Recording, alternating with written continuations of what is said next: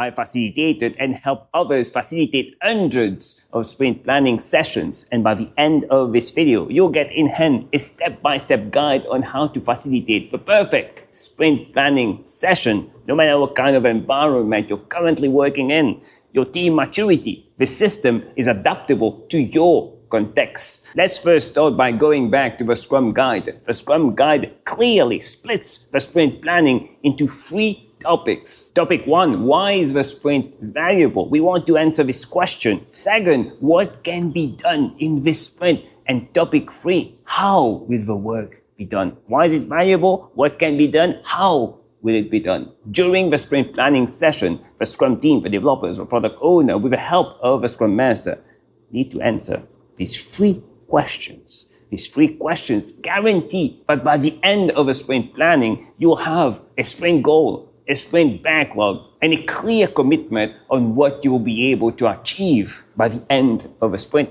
and how you will do it. Now, I'm going to share a few tips that when implemented will help you have this perfect sprint planning session. Tip number 1, everyone should be able to facilitate and have an opportunity to facilitate the sprint planning session. First, facilitation. When you're facilitating the sprint planning, it gives you a different perspective. So I recommend that everyone has the opportunity to facilitate the sprint planning session, at least one. But the most important, your Scrum Master that's currently in your team or Agile coach helping you, they won't be here forever. Let's not kid ourselves. They will move to other things. So you in the team should have the capability, the skills to facilitate your own sprint planning session. So this is the general mindset here. If you have someone in the team who hasn't facilitated the sprint planning session yet, send them this video. Tell them to try facilitating the next sprint planning. Tip number 2, prepare. You have to prepare. If you're not prepared, if the team is not prepared entering the sprint planning will take ages and you might fall into different issues. By preparing, I mean 2 things. Your product backlog, ordered by priority, topmost item being priority, refining these items. You should have an idea by now, if you've been working as a team together, how much work, even prior to the sprint planning, approximately how much work you'll be able to take in the next sprint. Based on this guess, start refining the work. The Scrum Guide, the latest version, mentions that backlog refinement. Refine the work. In the sprint planning, our goal here is to take user stories, tasks, work items to move to the sprint backlog that meet the definition of ready. Ready to be undertook, ready to be worked on. How do you meet this definition of ready? One of the components of that is refining, ensuring that the developers, the people actually doing the work, clearly understand what needs to be done so they can actually estimate the work and start working on the task. I see many teams waiting for the sprint planning to start doing this work. But what if you need the input of other people not in the sprint planning? What if this person is on leave from another team? They are busy with other things. What do? You just wait? The backlog refinement is an activity. It's not a session. It's not a meeting. It's not an event. It's an activity that can be done hours, days, even weeks prior to the sprint planning, where the piece of work, the work item, will be picked up. So start it early, so that once you arrive to the sprint planning, you already have work, refined work, prioritized work, everything is clear, meeting the definition of ready. And we then just collaborate as a team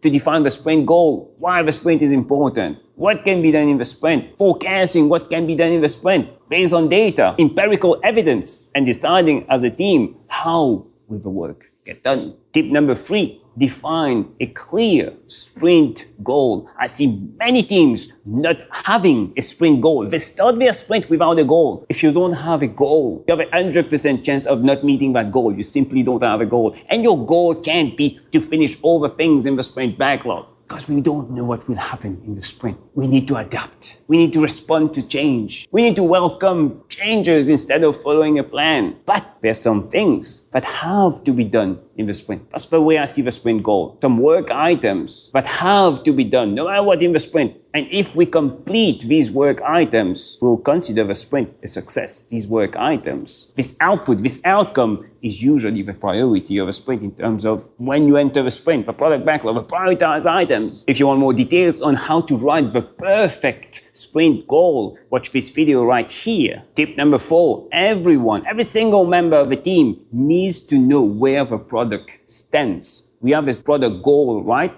Is everyone aware in the team? I guarantee you that some people are not aware in the team. Some people are not aware what's the product goal, what's our plan to reach this product goal, what's remaining, what's the status, what's the progress, what are we trying to achieve this sprint, and the next sprint, and the next sprint. There's a roadmap, right? There's a planning, right? The feedback from customers. What are we trying to change? Why are we doing this sprint? Everyone in the team needs to be aware of that. Some people say that developers shouldn't be aware of that. BS. Everyone in the team should be aware of that because this is what will motivate them. They need to have a reason why they're actually working, not working only in isolation and just coding and coding. No, we are a team. We're trying to reach a goal together.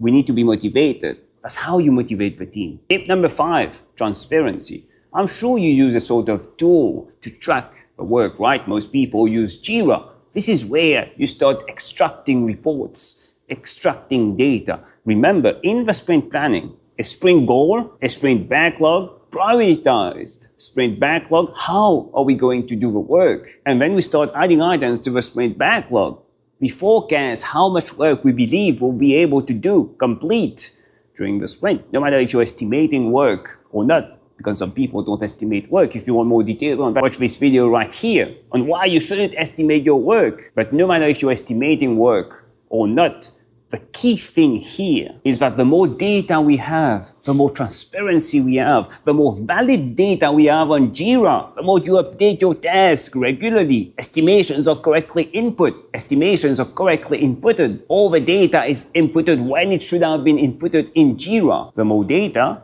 the better decision, informed decision we can make. We need to plan the next sprint. Usually we look at past data. If you're estimating work and we've done an average for a past 3 sprints of 100 points, there's a high chance that we'll be able to do 100 points in the next sprint. Obviously, you need to take your capacity of your team into consideration here, any leaves, any trainings. But again, you don't have to be perfect here.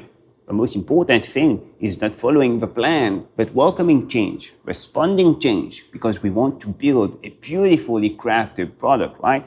A product that meets the requirements of our customers. It's useless to plan this months, even years ahead. Some people tell you that you need to plan 1 year ahead in terms of roadmap. We don't even know what the customer wants tomorrow. How can we plan a year ahead with a rigid plan that we can't move? We need to respond to change, right? That's what agility is all about. If you don't value customers, if you don't value responding to the market, being adaptable, obviously, then you can go back to waterfall. There's nothing wrong with that. But if you went into Scrum, the Scrum framework, agility, it means that you care about what the customer is actually using.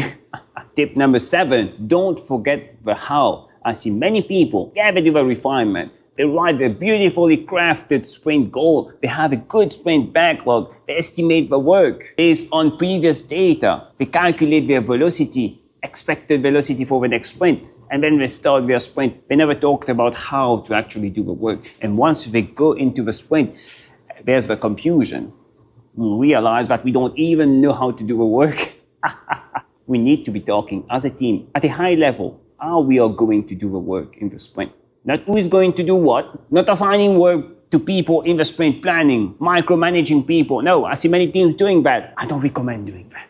Because we're working as a team, right? We should be able to help each other. And that's it. As a Scrum Master, you facilitate the session, but also help others, teach others, support others in facilitating the sprint planning themselves. As a Scrum Master, the accountability of a Scrum Master, remember, the Scrum Master is not a role or a job title. It's an accountability. Anyone can have these accountabilities. One of the accountability of a Scrum Master is to ensure that the Scrum Guide is respected. That the team is using Scrum as per the latest version of a Scrum Guide, that the team is effective. How do you do this as a Scrum Master? Again, answer these 3 questions. Clear sprint goal also. Why is the sprint important? What can be done in the sprint and how to do it? Build your sprint backlog, prioritized sprint backlog, a clear sprint goal, and then you start a sprint. As simple as this. Don't overcomplicate the sprint planning. If you feel currently that your sprint planning is not going well, it's most likely that you're not prepared. That you're not prepared enough. Your backlog refinement is not clear, or you don't even have a definition of ready. If you want more details on that, watch this video right here. And if you want more tips, insights on Agile, Scrum, personal growth, click on the video that stands out the most on the screen right now. And I'll see you in a few seconds.